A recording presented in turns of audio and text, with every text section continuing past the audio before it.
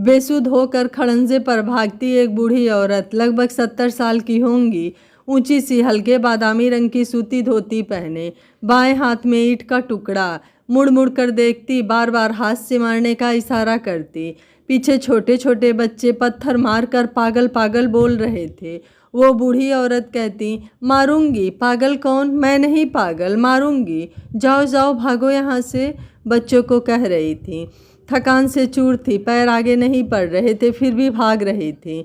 कहीं पत्थर ना मारे बच्चे। शायद माथे पर कोई नुकीला पत्थर लग भी गया था। खून निकल कर आँख तक आ गया। जोर से ठोकर लगी और गिर गई। बच्चे मारने के लिए कभी कमर छू रहे थे, कभी पैर। वो जोर से हाँफती हुई बोले, भागो, घर जाओ। बच्चे जोर से कहने लगे, जैसे बूढ़ी अम्मा की आवाज़ सुनाई नहीं दे रही हो। तभी एकाएक जोर से आई आवाज़ ने बच्चों की आवाज़ रोक दी। ऐ, कौन है? किसको परेशान कर रहे हो? एक कॉटन की साड़ी पहने, चश्मा लगाए एक औरत आती दिखाई दी। शायद वो रोज़ शैतान बच्चों को देखती थी। बच्चे बोले, पागल है, और भाग गए। पागल सुनकर पैर रुक गए। वो मृदुला थी, पास के कॉलेज में पढ़ाती थी। मृदुला ने ध्यान से देखा तो गालों पर झुर्रियाँ, आंखों में आंसू थे। सोचा, पागल होती तो अब तक मार दिया होता पत्थर। रोकती नहीं कांपते हाथों को, आंसू भी नहीं होते आंखों में। अम्मा अम्मा, मैं मृदुला। बोलते हुए मृदुला ने हाथ से इशारा करके एट लेनी चाहिए। नहीं नहीं नहीं, मैं नहीं पागल, पागल नहीं मैं, बूढ़ी माँ बोले जा रही थी। हाँ हाँ अम्मा, आप नहीं पागल, ये शैतान बच्चे हैं। मृदुला ने आगे बढ़कर हाथ से ईंट ले ली। दे दो अम्मा, मैं मृदुला।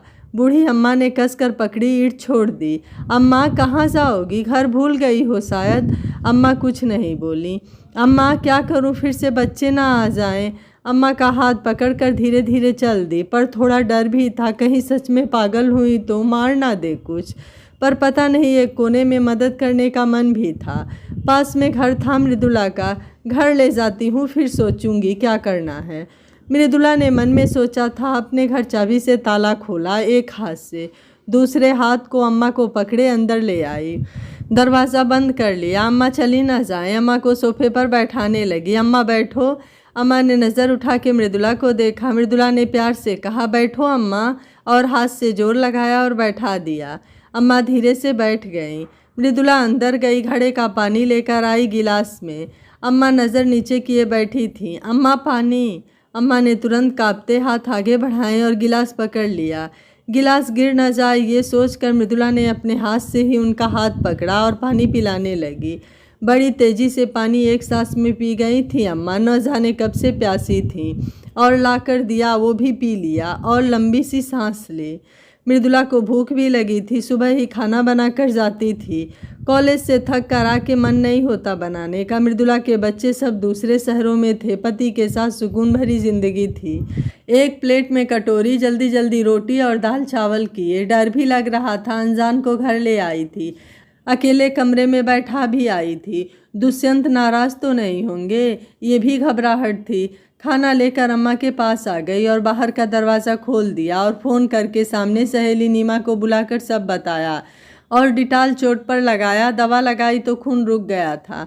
अम्मा को खाना खिलाने लगी। अम्मा की आंखों से आंसू बह रहे थे और खाना खा रही थी जल्दी जल्दी, जैसे कब की भूखी हों। अपनी भूख तो कोसों दूर चली गई मृदुला की। दोनों ने मिलकर अम्मा का मुंह हाथ धोए।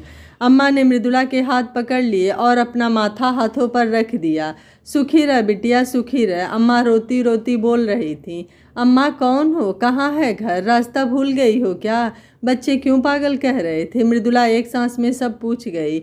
बिटिया, मेरा नाम रामवती है। किस्मत की मारी हूँ, मैं रास्ता नहीं भूली। किस्मत मेरा रास्ता भूल गई। मेरे 2 बेटे हैं। बड़े बेटे ओहदे पर दिल्ली में, बड़े बड़े घर हैं, बड़ी बड़ी गाड़ियाँ।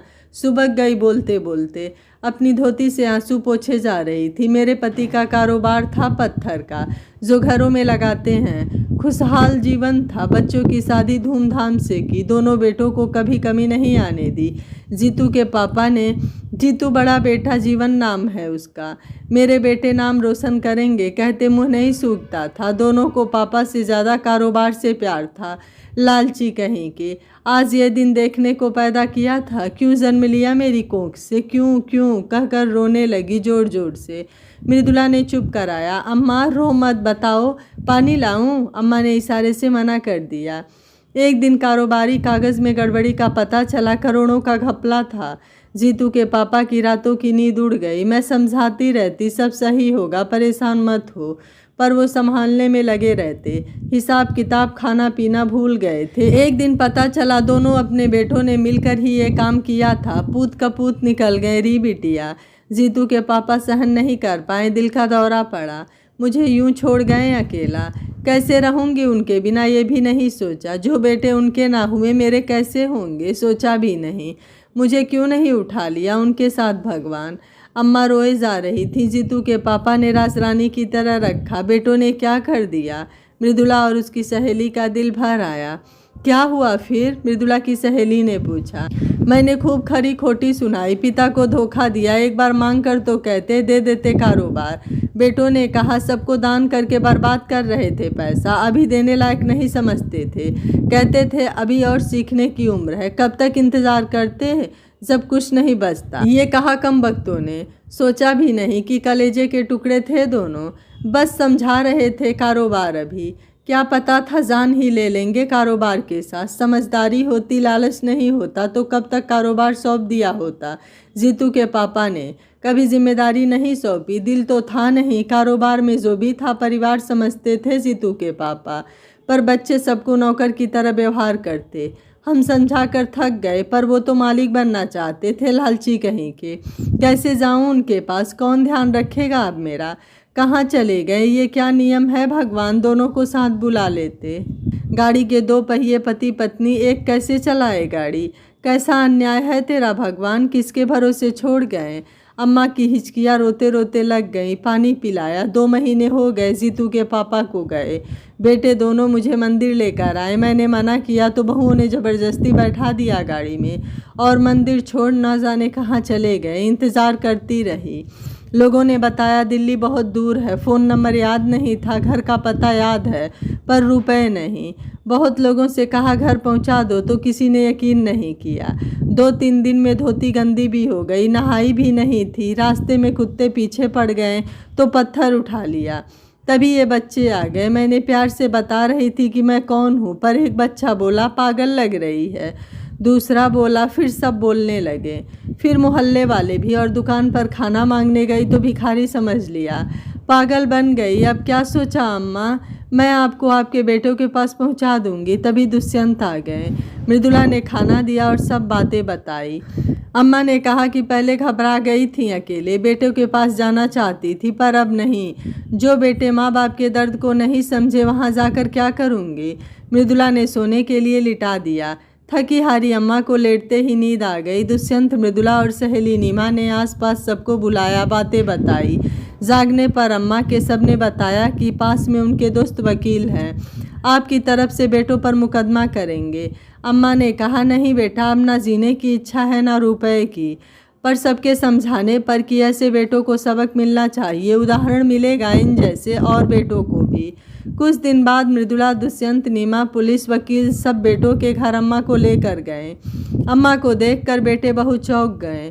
पुलिस ने सब जरूरी कागज अम्मा के पति के ले लिए। सब कारोबार के लोग भी साथ आ गए। उनके मालिक भगवान की तरह सुख दुख में साथ रहे थे। सब ने मिलकर बेटों के खिलाफ गवाही दी। मुकदमा जीत गई अम्मा।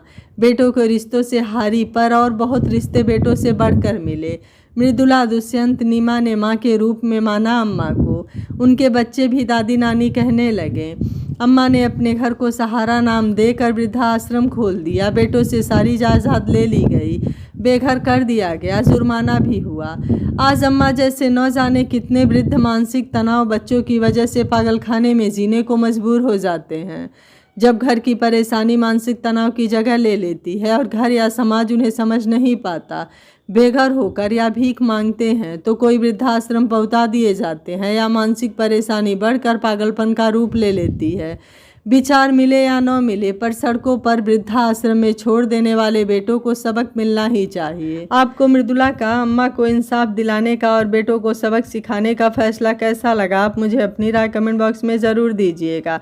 आशा है यह कहानी आपको ज़रूर पसंद आई होगी। वीडियो पसंद आया है तो वीडियो को लाइक शेयर एंड चैनल को सब्सक्राइब कर लीजिएगा। Thank you for watching. मिलते हैं अगली कहानी पर।